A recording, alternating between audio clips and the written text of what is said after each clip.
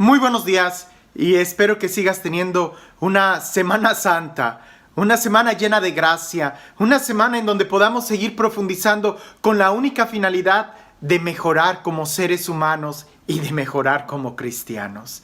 En esta Semana Santa estamos tratando de acercarnos cada vez más a Jesús en los momentos o en el momento más importante de la historia de la salvación, que es precisamente cuando Él nos redime, cuando Él muere por nosotros en la cruz. Y es importante, las lecturas de esta semana están no solamente muy bien escogidas, sino que están cerca de ese momento en algo muy cotidiano de la vida cristiana o de nuestra vida que quizás nos puede pasar lo mismo que le pasan a los personajes que están ahí. Nuevamente, este evangelio está lleno de mucho color, de muchos sabores, de muchas tensiones, de muchos sentimientos, de muchos contrastes, de noche, de día. Hay tantas cosas que ojalá pudieras dedicar un momento para poder leerlo e imaginarlo. Te recomiendo que si tienes tiempo en este momento, le pongas pausa al video y leas la descripción, si estás viéndolo en YouTube, que leas la descripción de este video, ahí está el texto del Evangelio, y que trates por lo menos de imaginarlo. ¿Cómo habrá sido? ¿Cómo estarían vestidos? ¿Qué estarían cenando? ¿Cómo estarían cenando? ¿Cuáles habrán sido las miradas que ahí sucedieron entre los discípulos cuando empezaron a preguntarse qué habrán sentido cuando Jesús les dice uno de ustedes me va a traicionar? Judas, ¿qué habrá sentido? ¿Cómo se habrá visto? ¿Qué habrá pensado? ¿Qué habrá sucedido en su interior y en el interior de los demás? ¿Qué habrá sucedido en el interior de Jesús? Ponle pausa, lee el Evangelio, trata de imaginarlo y una vez que ya lo hayas hecho, ahora sí, acompáñame en esta reflexión. Por ahí dicen que la persona inteligente es la persona que es capaz de aprender de sus propios errores. Pero la persona sabia es aquella que aprende de los errores de los demás. Espero que el día de hoy podamos ser sabios y aprender de los errores que Judas Iscariote cometió. Nosotros no somos quien para juzgar, incluso ni siquiera al mismo Judas. Pero la Sagrada Escritura nos da muchos elementos para que nosotros podamos aprender de los errores que él cometió. Porque él fue uno de los elegidos del Señor, que no se nos olvide. Él fue uno de los que el Señor llamó para estar con Él y para enviarlos a predicar. En el Evangelio de Marcos, capítulo 3, versículo 13, en el Evangelio de Mateo, en el Evangelio de Lucas, vemos cómo Jesús sube al monte, pasa toda una noche en oración y luego baja y los llama. Él fue uno de los elegidos. Él fue de los que se sentó y estuvo cerca de Él, escuchando cada parábola, escuchando cada testimonio, cada explicación. Él era de los privilegiados que Jesús llamaba aparte para explicarles. Él era de los que comía, dormía, vivía con Jesús. Sin embargo, algo sucedió en la vida de Judas.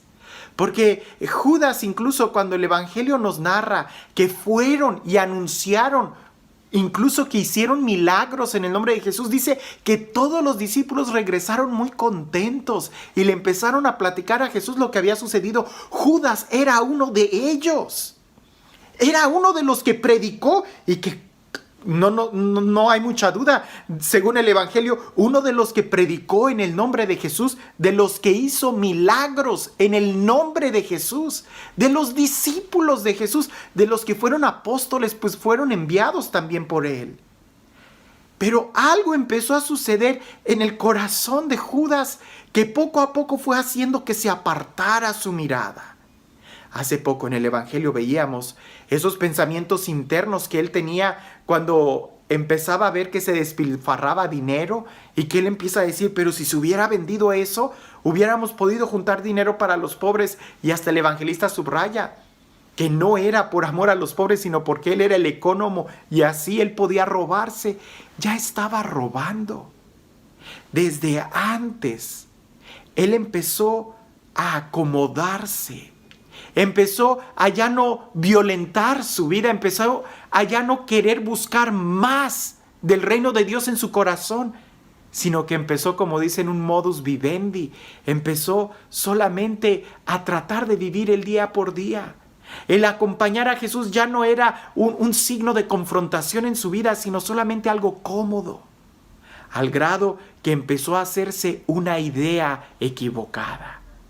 Nosotros podemos aprender esto en nuestra vida, porque cuántas veces, y yo he sido testigo de eso, cuántas veces Dios no nos llama y no tenemos un encuentro con Él y lo amamos y lo queremos seguir, pero conforme vamos caminando con Él, dejamos de tener celo en instaurarlo en nuestro corazón y empezamos a tener celo solamente de las cosas de Dios, sin darnos cuenta en nuestro corazón. Judas decía, ese dinero debió de haber sido para los pobres. Él era muy celoso para la obra de Dios, pero su corazón no. En su corazón también quería robar. Cuando en un principio nosotros somos los que debemos de violentarnos y buscar siempre un crecimiento interior. Lo he dicho muchas veces, en la vida espiritual hay mucho más de Dios que no conocemos que lo que creemos conocer. Siempre podemos orar más y siempre podemos ir a esas habitaciones interiores que no conocemos en nuestro corazón para que Él sea quien vaya reinando. ¿Qué es lo que está creciendo en tu corazón? ¿Qué es lo que estás dejando que anide en tu corazón? Eso es lo primero. Y aunque son pocas las pistas que podemos ver en Judas, eso está muy claro, porque lo que sigue se da de una manera rápida. Podemos decirlo así, de una manera muy lenta es cuando va entrando la codicia al corazón. De una manera muy lenta es cuando entra la pereza al corazón. De una manera muy lenta, casi no nos damos cuenta, es cuando nos estamos enfriando en nuestro corazón y solamente actuamos por rutina. Eso se da de una manera muy lenta. Pero una vez que ya haya echado raíces, esa desidia en nuestro corazón, lo que sigue es rápido, como nos lo narra el Evangelio en la vida de Judas Iscariote. Primero, él deja de mirar a Jesús y en la noche va, busca a los sumos sacerdotes y empieza a platicar con ellos sobre cuánto me dan si les entrego a Jesús. ¿Para qué vas, Judas? ¿Para qué te pones en tentación? ¿Qué haces caminando tú solo en ese lugar de la tentación? ¿Qué haces dialogando con el enemigo? ¿Qué pretendes al poner en jaque lo que Dios te está dando a lo que puedes recibir cuando lo dejas? Aunque no lo parezca, ese es el problema más grande, el tiro de gracia, ¿verdad? Que muchos cristianos tienen. Dejan de orar, dejan de tener comunión con Dios, dejan de violentarse en su interior para instaurar primero el reino de Dios en su propia vida. Y después, de una manera muy fácil, empiezan a caminar solos, creyéndose que pueden defenderse ellos solos. Cuando Jesús dice bien claro, los mandó de dos en dos, nunca solos. Pero él se creía capaz de poder sobrellevar sus planes, sus pensamientos. Él creía que eran mejores que los de Jesús y él peleaba por su plan y no por el plan de Jesús. Al grado que entra y empieza a dialogar con el enemigo y empieza a calcular si puede ganar más vendiendo a Jesús que estando con él. ¡Qué absurdo! Pero eso sucede mucho. A veces nosotros todavía pensamos, ¿qué puedo ganar más? Si vuelvo al vicio, si vuelvo a las drogas, al alcohol, si vuelvo, no sé, al adulterio, a cualquier pecado. ¿Qué es ser fiel a Jesús? ¿Qué es ser fiel que buscarlo más a Él? Empezamos ya a buscar momentos de pecado. Y cuando Él dialoga, regresa con esa idea en su mente. Puedo traicionarlo por 30 monedas, me van a dar 30 monedas de plata. Eso era nada, era una basura. Jesús valía mucho más que 30 monedas. Jesús vale mucho más que cualquier placer. Jesús vale mucho más que cualquier traición, que cualquier momento en tu vida que tú puedas buscar afuera.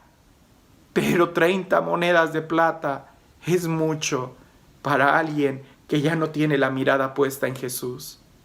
Y sin embargo, Jesús, que lo sabe todo, en ese momento, en esa cena, Él tiene un profundo, podríamos decir, conocimiento o sentimiento de querer todavía salvar a Judas, que todavía lo dice Jesús: uno de ustedes me va a traicionar.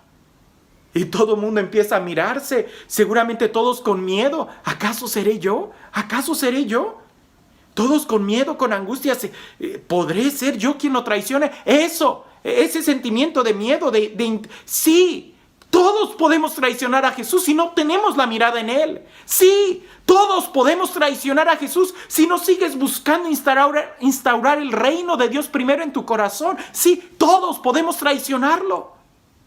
Pero Judas, que ya estaba haciendo ese plan maquiavélico, le pregunta a Jesús: ¿acaso seré yo? Jesús le dice: sí, tú lo serás, tú serás quien me traicione. Muy cínico. No le hizo nada, no le pasó nada. A veces nosotros estamos en retiros.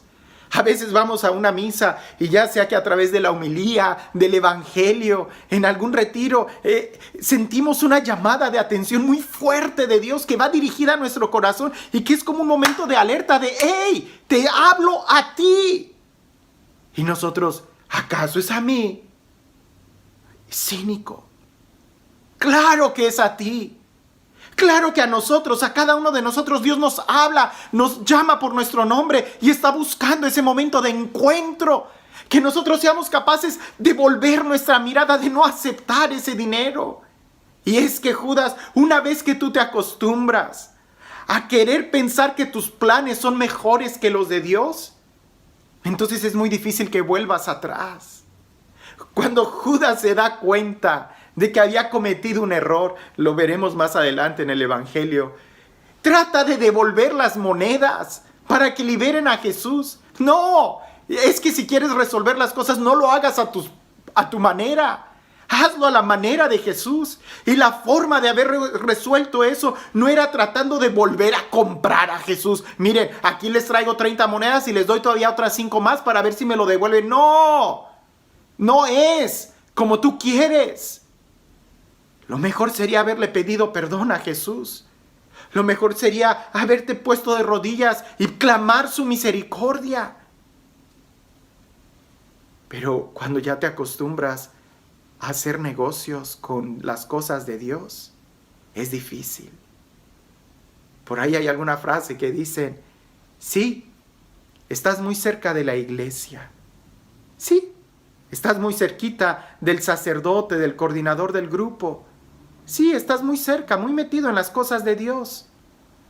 Pero también estás cerca de Dios, porque no es lo mismo.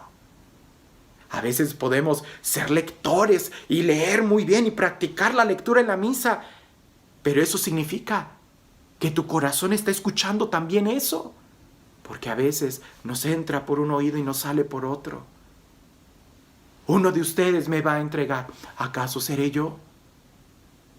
No. Que este tiempo, que esta Semana Santa no sea una semana más. Sea verdaderamente un momento en donde podamos recapacitar y reflexionar en nuestro corazón. Porque quizás es a nosotros a quien el Señor nos está diciendo: yo te llamé por tu nombre. Yo te di mi palabra. Yo te amé. Yo he dado tantas cosas por ti. Y uno de ustedes me va a traicionar. ¿Dónde está el día de hoy tu mirada? ¿En dónde está el día de hoy tu corazón? Y esto también me lo digo a mí, ¿verdad? Porque pues no necesito ser ciego, ¿verdad? Sé que hay muchos hermanos que fallan. Y la pregunta es: ¿y quién será el siguiente? ¿Quién será el siguiente? Que podamos acercarnos a Jesús, que podamos ser humildes y poner nuestra mirada en Él, regresar y buscar la instauración del reino primero en nuestro corazón.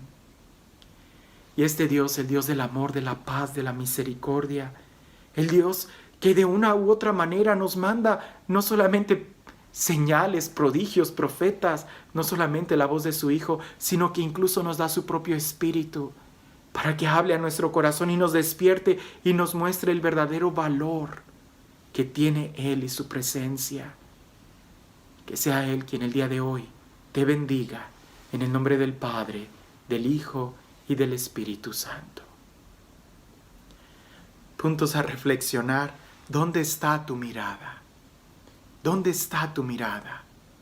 ¿Qué es lo que estás buscando? ¿Hacia dónde te diriges? ¿Cuáles son tus tentaciones? ¿Eres consciente de tus tentaciones? ¿No será que estás caminando hacia ellas y ni cuenta te has dado? ¿Hay algo de cinismo en ti? Cuando escuchas la palabra de Dios que te confronta, tú también puedes decirle, ¿acaso seré yo? O verdaderamente puedes decir, Señor, sí, yo te he estado entregando, yo te he estado traicionando, yo he ido a hablar con el enemigo, he estado calculando pensamientos para venderte. Que no haya cinismo en nuestro interior. Y el cuarto punto que quizás pudiéramos reflexionar es, ¿crees que tus planes son mejores que los de Dios? ¿Crees que tú tienes la verdad?